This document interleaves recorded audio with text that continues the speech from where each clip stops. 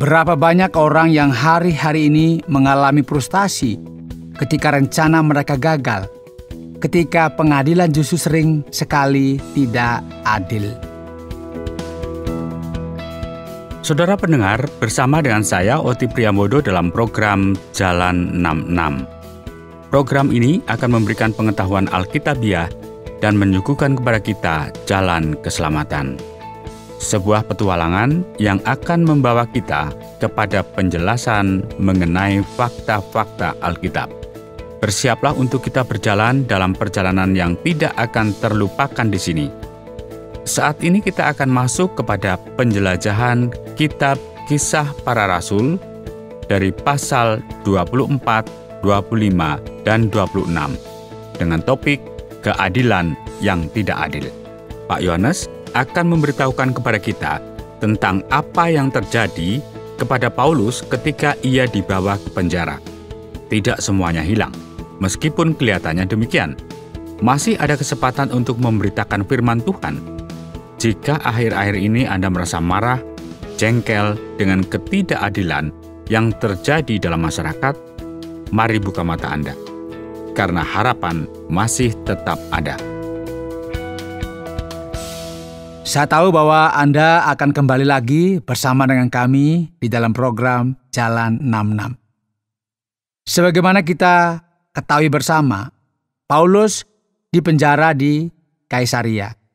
Paulus kini menjadi tawanan orang Romawi karena tuduhan yang dilontarkan oleh orang Yahudi yang tidak percaya kepada Kristus. Dan kini ia menunggu apa yang akan terjadi kepadanya. Apa yang akan terjadi selanjutnya setelah tuduhan ini, kita hampir setengah jalan dalam melewati tahun 57. Dan kita akan melihat apa yang akan terjadi selanjutnya. Mungkin Anda masih ingat ya bahwa kepala pasukan yang bernama Lisias telah menyerahkan Paulus ke tangan Felix di Kaisaria. Ada tertulis seperti ini, datanglah imam besar Ananias bersama-sama dengan beberapa orang tua-tua dan seorang pengacara bernama Tertulus. Mereka menghadap wali negeri dan menyampaikan dakwaan mereka tentang Paulus. Kemudian Tertulus berdasarkan cara formal orang Romawi memberikan dakwaannya kepada Paulus, dan kita tentu tahu bahwa Paulus ini merupakan orang Romawi. Tertulus memberikan pendahuluannya dengan menyanjung tinggi wali negeri Felix. Setelah ini ia akan memberikan dakwaannya terhadap Paulus. Karena kalau kita perhatikan ayat 5, ada tertulis, telah nyata kepada kami bahwa orang ini adalah penyakit sampar, seorang yang menimbulkan kekacauan di antara semua orang Yahudi di seluruh dunia yang beradab, dan bahwa ia adalah seorang tokoh dari sekte orang Nasrani. Malahan ia mencoba melanggar kekudusan bait Allah. Oleh karena itu kami menangkap dia dan hendak menghakiminya menurut hukum Taurat kami. Tetapi kepala pasukan Lisias datang mencegahnya dan merebut dia dengan kekerasan dari tangan kami. Lalu menyuruh para pendakwa datang menghadap engkau. Jika engkau sendiri memeriksa dia, dapatlah engkau mengetahui segala sesuatu yang kami tuduhkan kepadanya. Dan juga orang-orang Yahudi menyokong dakwaan itu dengan mengatakan bahwa perkara itu sungguh demikian. Kini Paulus memiliki kesempatan untuk membela diri dalam proses formal yang terjadi di sini. Mari perhatikan ayat 12. Dan tidak pernah orang mendapati aku sedang bertengkar dengan seseorang atau mengadakan huru-hara, baik di dalam bait Allah maupun di dalam rumah ibadat, atau di tempat lain di kota, dan mereka tidak dapat membuktikan kepadamu apa yang sekarang dituduhkan mereka kepada diriku. Paulus menambahkan, tetapi aku mengakui kepadamu bahwa aku berbakti kepada Allah nenek moyang kami dengan menganut jalan Tuhan, yaitu jalan yang mereka sebut sekte. Aku percaya kepada segala sesuatu yang ada tertulis dalam hukum Taurat dan dalam kitab nabi-nabi. Aku menaruh pengharapan kepada Allah, sama seperti mereka juga, bahwa akan ada kebangkitan semua orang mati, baik orang-orang yang benar maupun orang-orang yang tidak benar. Sebab itu aku senantiasa berusaha untuk hidup dengan hati nurani yang murni di hadapan Allah dan manusia. Dan pengadilan ini pun berlanjut. Yang terjadi di sini cukup rumit bagi Paulus, namun sekali lagi, ada pernyataan yang jelas yang merupakan alasan dibalik semua diskusi ini, karena ia percaya pada kebangkitan orang mati. Ia berkata bahwa pada saat ini ia dihakimi oleh karena hal ini. Jadi bisa saudara bayangkan bagaimana gubernur Romawi yang terdidik dan terpelajar ini berhadapan dengan situasi yang terjadi saat ini.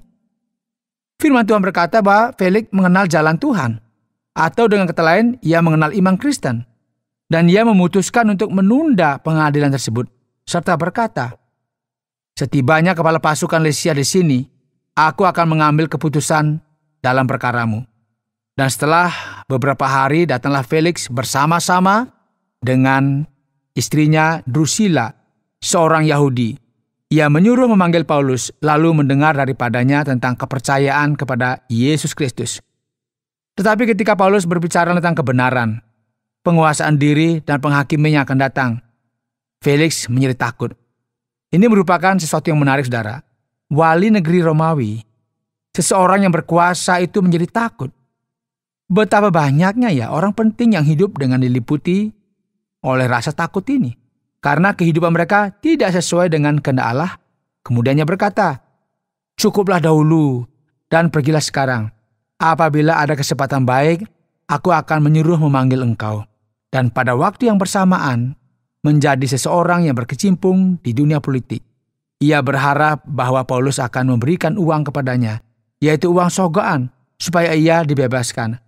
Karena itu ia sering memanggilnya untuk bercakap-cakap dengan dia. Tetapi sesudah genap 2 tahun, Felix digantikan oleh Porcius Festus, dan untuk mengambil hati orang Yahudi, ia membiarkan Paulus tetap dalam penjara. Pendengar yang dikasihi oleh Tuhan, kita melihat di sini banyak sekali ketidakadilan yang terjadi. Paulus yang tidak bersalah, sebagaimana kita bisa lihat di sini, namun tetap saja keadilan yang sering tidak adil. Demi alasan politik, Paulus tetap dibelenggu, dan orang yang menggantikan Felix, yaitu Festus, segera setelah ia menjabat, ia memutuskan untuk berbicara dengan imam besar mengenai apa yang terjadi sebenarnya yang mengakibatkan Paulus dipenjara, dan apa yang mereka lakukan, yaitu apa yang telah mereka rencanakan untuk waktu yang lama. Mereka meminta Paulus untuk dibawa ke Yerusalem supaya mereka bisa menyerang Paulus dan membunuhnya. Ketika mereka hendak melakukan hal ini, Paulus merasa keberatan dengan hal ini. Perhatikan ayat yang ke-7. Sesudah Paulus tiba di situ, semua orang Yahudi yang datang dari Yerusalem berdiri mengelilinginya, dan mereka mengemukakan banyak tuduhan berat terhadap dia yang tidak dapat mereka buktikan. Sebaliknya Paulus membela diri, katanya, "Aku sedikit pun tidak bersalah, baik terhadap hukum Taurat orang Yahudi maupun terhadap bait Allah atau terhadap Kaisar." Tetapi Festus yang hendak mengambil hati orang Yahudi menjawab Paulus, katanya, "Apakah engkau bersedia pergi ke Yerusalem supaya engkau dihakimi di sana di hadapanku tentang perkara ini?" Tetapi kata Paulus, "Aku tidak bersalah dan aku tidak layak mendapatkan hukuman mati. Aku tidak rela mati karena tuduhan atasku ini tidak benar, dan tidak ada seorang pun yang berhak untuk menyerahkan aku ke tangan mereka. Jadi aku mau naik banding kepada Kaisar." Dan pada saat ini juga Festus menjawab, "Engkau telah naik banding kepada Kaisar. Jadi engkau harus pergi menghadap Kaisar." Saudara, penting sekali kita garis bawahi apa yang Paulus katakan. Penghakiman ini tidak akan berakhir di sini. Aku tidak akan kembali ke Yerusalem karena aku adalah warga negara Rom. Jadi aku akan pergi ke Roma untuk naik banding kepada Kaisar. Jadi pada dasarnya Paulus berkata, pindahkan saja pengadilan ini ke Roma. Dan karena tidak ada perkataan yang bisa dibuktikan, tidak ada pendakwanya yang dihadirkan, keadaan ini menjadi semakin rumit. Penghakiman ini tidaklah adil. Inilah yang terjadi. Kemudian ada wali negeri lain yang berada di bawah pemerintah Romawi. Seorang Herodes yang lain, yaitu Raja Agripa, keturunan dari Herodes orang Edom, yang memutuskan untuk mengunjungi Festus. Ia merupakan wali negeri dari daerah yang ada di sana. Ia datang bersama istrinya Bernike. Dan ketika mereka sedang berbicara di antara teman-teman mereka, Festus akhirnya menceritakan kepada Raja Agripa mengenai keadaan Paulus, dan ia menjadi tertarik akan hal ini dan ingin tahu tentang apa yang terjadi. Ia berkata, "Hei, ada Paulus di sini. Ia berbicara mengenai Yesus yang telah mati itu. Namun ia berkata bahwa ia masih hidup." Hal ini mengakibatkan orang Yahudi marah besar kepadanya. Dan segala keadaan ini sekarang semakin rumit. Jadi inilah yang aku mau untuk kamu ketahui. Kemudian kata Agripa kepada Festus, "Aku ingin mendengar orang itu sendiri." Oleh karena itu mereka mempersiapkan semuanya untuk mendengarkan Paulus. Dan sekali lagi Festus berkata, orang ini tidak melakukan kesalahan yang harus dijatuhi hukuman mati. Aku bisa saja membebaskan dia jika saja ia tidak mengajukan banding untuk berbicara kepada Kaisar di Roma. Kemudian datanglah Agripa dan Bernike dengan segala kebesarannya. Di dalam saat yang istimewa ini, Paulus memiliki kesempatan yang luar biasa untuk memberitakan Injil kepada para pejabat tinggi yang hadir saat itu. Paulus senang dan ia berkata, "Ya Raja Agripa, aku merasa berbahagia karena pada hari ini aku diperkenankan untuk memberi pertanggungjawab di hadapanmu terhadap segala tuduhan yang diajukan orang-orang Yahudi terhadap diriku. Terutama karena engkau tahu benar-benar adat istiadat dan persoalan orang Yahudi." Perhatikan ayat 6 dari pasal 26. "Dan sekarang aku harus menghadap pengadilan oleh sebab aku mengharapkan kegenapan janji yang diberikan Allah kepada nenek moyang kita dan yang dinantikan oleh ke-12 suku kita. Sementara mereka siang malam melakukan ibadahnya dengan tekun. Dan karena pengharapan itulah, ya Raja Agripa, aku dituduh orang-orang Yahudi. Mengapa kamu menganggap mustahil bahwa Allah membangkitkan orang mati?" Kemudian Paulus akan memberitahu mereka tentang bagaimana ia bertobat dalam perjalanannya ke Damsyik. Ia memberitahu mereka bagaimana ia menganiaya orang Kristen dan bagaimana Yesus sendiri yang mengejutkan dia dalam perjalanan ke ibu kota Syria. Dan akhirnya ia beroleh pengenalan akan Tuhan, Allah yang esa, Sang Juru Selamat, Mesias bagi bangsa Israel. Dan dari titik ini ia mulai memberitakan kebenaran Injil. Ia meneruskan perkataannya dan menceritakan Injil kepada mereka, bersaksi, dan dari ayat 22 dan seterusnya Paulus berkata, "Tetapi oleh pertolongan Allah, aku dapat hidup sampai sekarang dan memberi kesaksian kepada orang-orang kecil dan orang-orang besar. Dan apa yang kuberikan itu tidak lain daripada yang sebelumnya telah diberitahukan oleh para nabi dan juga oleh Musa, yaitu bahwa Mesias harus menderita sengsara dan bahwa ia adalah yang pertama yang akan bangkit dari antara orang mati. Dan bahwa ia akan memberitakan terang kepada bangsa ini dan kepada bangsa-bangsa lain." Setelah mendengarkan semua ini, Festus berkata, "Engkau gila, Paulus. Ilmumu yang banyak itu membuat engkau gila." Ketika Paulus mulai berbicara mengenai Kristus Sang Mesias, tentang kebangkitan dan pengharapan bagi masa depan, Festus tidak dapat tahan lagi dan mengatakan hal tersebut kepada Paulus. Namun perhatikan, Paulus tetap teguh dalam pendiriannya dengan berkata, "Aku tidak gila, Festus yang mulia. Aku mengatakan kebenaran dengan pikiran yang sehat." Paulus telah memberikan kesaksiannya di hadapan Agripa dan Festus tidak bisa tahan dan tidak dapat diam ketika mendengar semua ini. Raja, yaitu Agripa, juga tahu tentang segala perkara ini. Sebab itu aku berani berbicara terus terang kepadanya. Aku yakin bahwa tidak ada sesuatu pun dari semuanya ini yang belum didengarnya, karena perkara ini tidak terjadi di tempat yang terpencil. Percayakah engkau, Raja Agripa, kepada para nabi? Aku tahu bahwa engkau percaya kepada mereka." Kemudian jawab Agripa, "Hampir-hampir saja kau yakinkan aku menjadi orang Kristen." Kata Paulus, "Aku mau berdoa kepada Allah supaya segera atau lama-kelamaan bukan hanya engkau saja, tetapi semua orang lain yang hadir di sini dan yang mendengarkan perkataanku menjadi sama seperti aku, yang menjadi tahu dan mengenal Kristus, kecuali belenggu-belenggu ini. Lalu bangkitlah raja dan wali negeri serta Bernike dan semua orang yang duduk bersama-sama mereka. Sementara mereka keluar, mereka berkata seorang kepada yang lain, orang itu tidak melakukan sesuatu yang setimpal dengan hukum mati atau hukum penjara. Kata Agripa kepada Festus, orang itu sebenarnya sudah dapat dibebaskan sekiranya ia tidak naik banding kepada kaisar. Pendengar yang dikasihi oleh Tuhan. Paulus merupakan target pembunuhan. Namun Allah tidak mengizinkan hal ini terjadi. Seharusnya di tangan pemangku kekuasaanlah masalah dibereskan. Namun baik Festus maupun Raja Agripa tidak mampu menyelesaikan masalah ini. Dan kita tahu bahwa di dunia ini, inilah yang terjadi. Tanpa ada arahan, keadilan tidak ada. Anda sedang mendengarkan Jalan 66 dalam rangkaian Kitab Kisah Para Rasul, pasal yang ke-24, 25, dan 26 yang telah dijelaskan oleh Pak Yohanes, dengan topik keadilan yang tidak adil.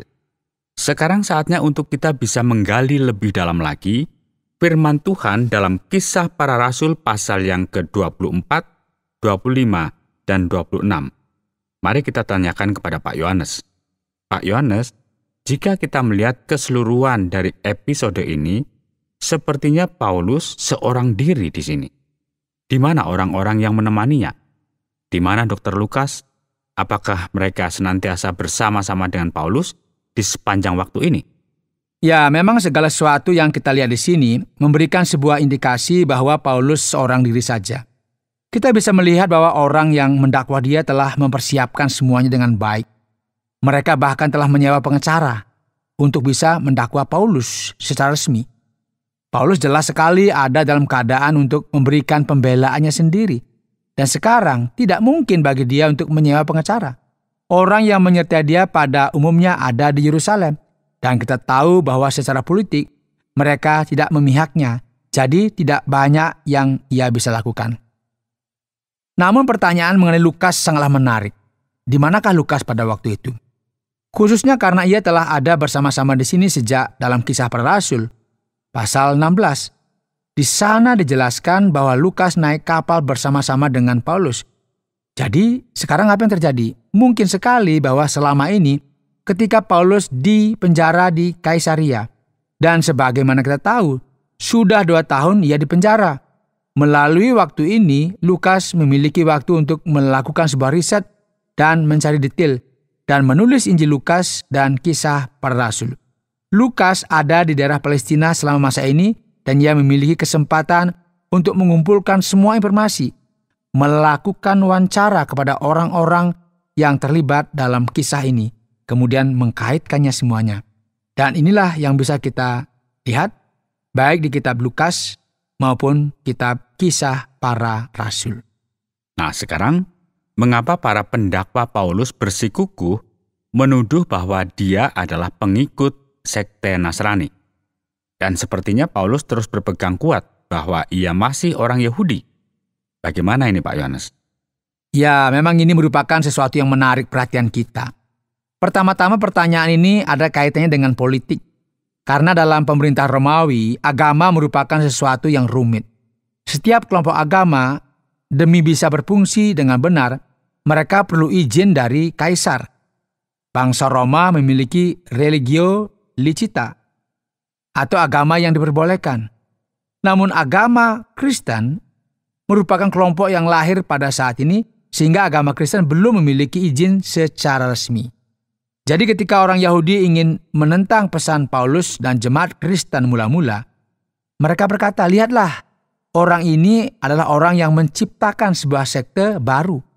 Dan mereka ini hanya menimbulkan masalah dan kekacauan yang mengganggu ketenangan dan kenyamanan.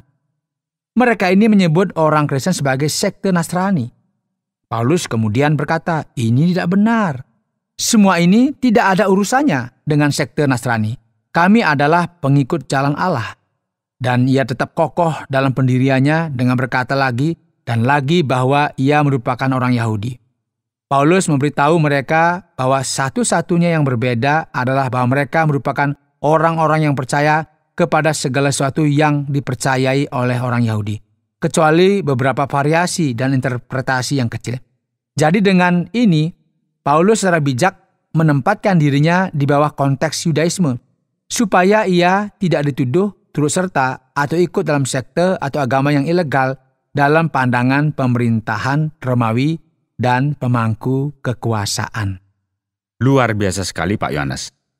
Pak Yohanes katakan bahwa keadilan itu senantiasa tidak adil. Bisakah kami memahami mengapa hal ini bisa terjadi? Dan bisakah Bapak menjelaskan terlebih mengenai Festus dan Felix yang tidak bisa mengatasi masalah Paulus ini? Apakah ada masalah besar yang harus diselesaikan sebelum mereka menyelesaikan masalah ini, Pak? Dan mengapa hal ini bisa terjadi? Baik, Pak Oti, tentu kita bisa melihat di sini bahwa keadilan itu tidak pernah adil. Dan mari kita berhenti sejenak untuk melihat apa yang terjadi di sini.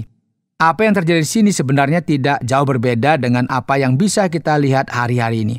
Dalam kasus ini tidak ada masalah yang menumpuk di hadapan mereka. Kita bisa melihat di sini sebagai contoh di akhir pasal 24 yang mengatakan bahwa Felix membiarkan Paulus di penjara karena ia ingin mengambil hati orang Yahudi dan menambah poinnya di hadapan bangsa ini. Jadi inilah yang kita sebut sebagai politisasi. Dan ini merupakan masalah yang besar sekali. Ia tidak melakukan apa yang salah. Namun apa yang ada dalam pikiran mereka adalah jika kita membebaskan dia, maka orang-orang yang mendakwanya, yaitu orang banyak yang memiliki kepentingan politis ini, pasti akan mempersulit kehidupannya. Jadi apa yang harus aku lakukan adalah membuat mereka senang saja, sehingga aku akan terlihat baik di mata mereka. Sayangnya, di dunia ini keadilan tidak ada lagi dengan alasan yang tidak adil. Jadi sekarang dalam pasal selanjutnya, yaitu pasal 25 dan 26, kita sampai pada kesimpulan bahwa ada akhir yang baik dari Paulus. Namun, tidakkah hal berkaitan dengan naik banding kepada kaisar ini merupakan sesuatu yang sangat memusingkan? Apakah di sini akan ada hasil yang berbeda, Pak Yohanes? Ya, apa yang terjadi di sini? Paulus tahu bahwa keadaan yang ia alami ini bisa semakin berbahaya bagi dia. Pertama-tama Tuhan berkata kepadanya bahwa ia akan memberitakan firman Tuhan di Roma, di ibu kota kekaisaran. Jadi Paulus menyimpan hal ini di dalam hatinya. Yang kedua, ia tahu bahwa orang-orang yang mendakwa dia, yaitu musuh-musuhnya, menginginkan dia kembali ke Yerusalem supaya mereka dapat membunuhnya di tengah jalan. Ketika ia menyadari bahwa Festus hendak mengirimkannya ke Yerusalem, ia berpikir, oke, orang ini tidak peduli tentang apa yang akan terjadi padaku. Ia akan menyerahkan aku kepada orang-orang yang mendakwa aku dan mereka akan membunuhku. Jadi ia memiliki hak untuk berkata, tidak, sekarang aku akan mengeluarkan jurus terakhirku. Aku akan naik banding kepada kaisar dan sebagai warga negara Rom, ia memiliki hak tersebut. Ia tahu bahwa ini merupakan alternatif yang terbaik dan bahwa ini akan mempersulit orang-orang yang mendakwa dia untuk bertemu dengannya. Sebagai warga negara Rom, ini juga merupakan haknya. Ia memutuskan untuk melakukan hal ini dan pada tahun 59, Paulus akhirnya akan pergi ke Roma, namun kita akan belajar lebih lagi mengenai ini dalam pelajaran kita selanjutnya. Baik Pak Yohanes, satu pertanyaan lagi. Setelah ia membela diri, Paulus memberikan kesaksian dan Festus berpikir ia sudah gila karena terlalu banyak belajar. Sementara Agripa menjadi yakin, namun tidak menjadi Kristen. Apa yang bisa kita pelajari dalam bagian ini, Pak Yohanes? Ya, pengaruh dari kesaksian Paulus ini sangatlah luar biasa. Menarik sekali karena Festus mendengarkan hal ini dan ia menjadi terganggu. Sehingga ia berkata, Paulus, ilmumu yang banyak itu membuat engkau gila. Maksudnya adalah jika seseorang banyak belajar, mereka akan menjadi gila. Namun bukan hal ini yang terjadi. Paulus berkata, aku tidak gila. Yang aku katakan kepadamu ini adalah kebenaran. Dan menarik sekali jika kita amati, bagaimana firman Allah merupakan sesuatu yang tidak bisa untuk tidak diperhatikan oleh mereka yang mendengarkannya. Hal ini senantiasa menggerakkan hati orang. Kemudian di sini, apakah Agripa menjadi percaya? Mungkin tidak. Beda terjemahan mungkin terjadi di bagian ini. Namun pada dasarnya ia berkata hampir-hampir saja kau yakinkan aku menjadi orang Kristen. Mungkin yang ia maksudkan adalah, apakah kamu pikir kamu bisa meyakinkan aku dalam waktu yang demikian cepat? Dan mengapa kita berpikir bahwa dia tidak menjadi percaya? Karena setelah pembicaraan ini, ia tidak menunjukkan bukti-bukti bahwa dia percaya. Pesan ini mengusiknya sehingga ia berkata, wah, apakah kamu pikir kamu bisa melakukan hal tersebut kepadaku dalam waktu yang sesingkat itu? Namun Paulus tetap kokoh dalam kepercayaannya yang memberikan pengaruh kepada pemangku kekuasaan yang ada pada waktu itu. Jadi para pendengar yang terkasih, sampailah kita pada bagian kesimpulan dan semoga hal ini akan dapat mempengaruhi segenap kehidupan Anda. Saudara pendengar yang dikasihi oleh Tuhan, dalam program Jalan 66, kita telah mempelajari kitab Kisah Para Rasul pasal 24 sampai 26. Dan tema kita hari ini adalah keadilan yang tidak adil. Pendengar sekalian, Paulus dipenjara di Kaisaria, menantikan putusan atas kasusnya yang sudah 2 tahun tanpa hasil apapun. Ia tadinya ada di bawah putusan Felix, dan sekarang Festus. Ia memiliki kesempatan untuk memberikan kesaksiannya di hadapan Raja Agripa. Dan masih saja masalahnya tidak selesai juga. Berapa banyak orang yang hari-hari ini mengalami frustasi ketika rencana mereka gagal, ketika pengadilan justru sering sekali tidak adil? Sering sekali. Ini yang terjadi. Kebenarannya adalah keadilan di dunia ini terbatas dan seringkali berlaku tidak adil. Jadi penting sekali bagi kita mempercayai penghakiman ilahi, tempat kita meletakkan pengharapan kita. Saudara pendengar, karena waktu yang tidak memungkinkan, kita akhiri program Jalan 66 kali ini. Kami menantikan Anda untuk tetap mengikuti pelajaran berikutnya dalam melanjutkan pembelajaran yang diajarkan Alkitab tentang Yesus Kristus kepada kita. Saudara, program Jalan 66 mengundang Anda untuk terus bersama dalam seri pembelajaran Alkitab yang memberikan pelajaran menyeluruh tentang firman Tuhan. Jika Anda memiliki pertanyaan atau berespon terhadap topik berhubungan dengan program ini, silakan menyampaikan melalui WhatsApp ke nomor 081 333 777 386. Terima kasih atas perhatian Anda.